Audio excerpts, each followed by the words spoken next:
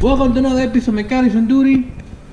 Today we have a 2012 Ford Expedition. Today I'm gonna show you guys how to replace the air filter in this car. First thing you're gonna do, release the clamp here. It's gonna be holding the oil filter housing. Air filter. Air filter housing, my bad. This is the air filter housing right here. Air filter is under this.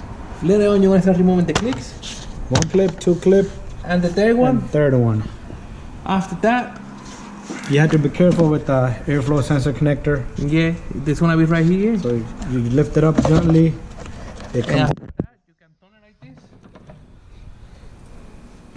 and you're gonna take a look at what the filter look like. Oh my God! Look at that. I think Chocolate. it was never changed. This car has 38,000 miles. Okay, now we're gonna put the new one.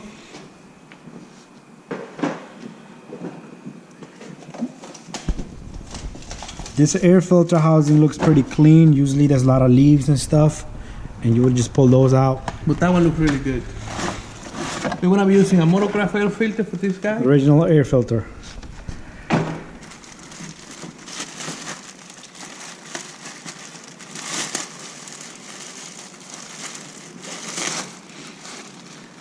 You take the new filter, You align it good, make sure it fits in there good.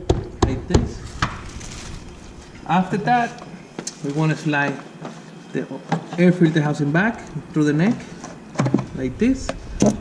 Make sure that you guide it through here. Then you got what this line going to, like this. You lift it up a little bit. And Okay. the teeth grab in there. You put the air duct pipe on. Make sure you tighten that number 8 with a screwdriver. And the 3 clamps, they go right in. We wanna put the clamp because we don't want this to move anymore. And the last thing, You just wanna push it, make sure there's no gap between, and when it's like that, you just tighten it up.